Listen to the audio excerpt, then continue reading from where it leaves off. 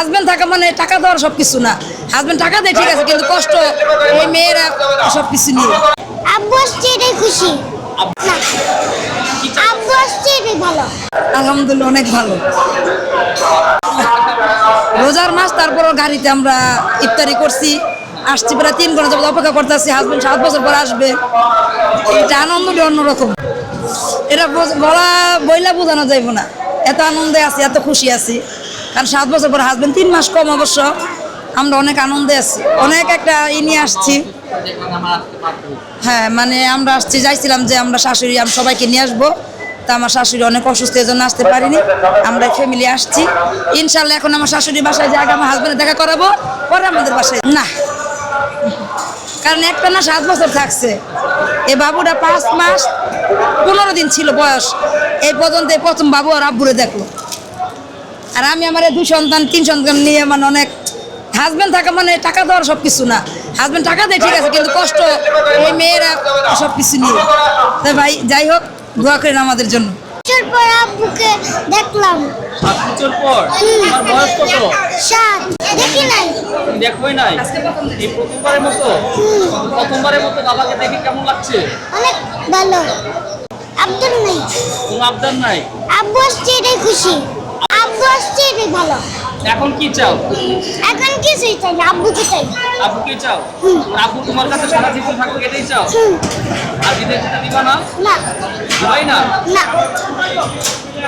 আচ্ছা, আমি আপনার কাছে আসসালামু আলাইকুম। আপনি কত উঁচু করে দেখান? 7 বছর পর আসলাম মালদ্বীপ থেকে।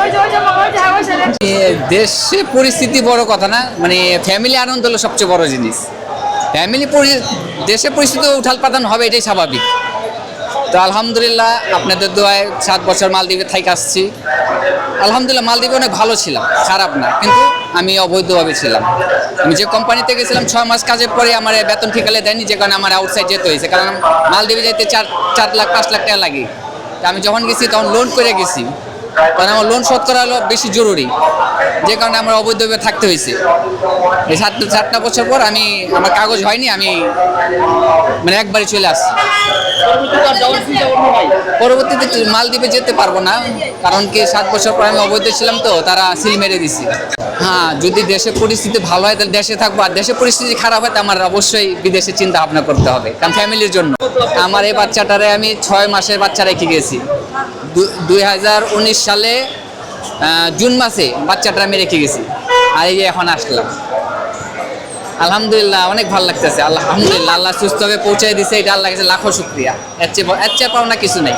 আর ফ্যামিলির খুশি হলো আমাদের খুশি। আমরা প্রবাসী সাথে থাকি ফ্যামিলির সুন্দরভাবে রাখার জন্য, আর রেমিটেন্স পাঠায় যেমন দেশে কিছু উন্নয়ন হয় এই কারণে।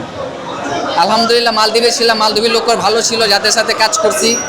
আর যে কোম্পানি লাস্ট থেকে যে কোম্পানির কাজ করছি, মালিক আলহামদুলিল্লাহ মানুষের দুঃখ বুঝে। যে মালিক কাছে ছিলাম, মালিকে আমার বাচ্চার বউ টিকিট করে দিছে, যেমন তারা মালদ্বীপে এসে ঘুরে যেতে পারে।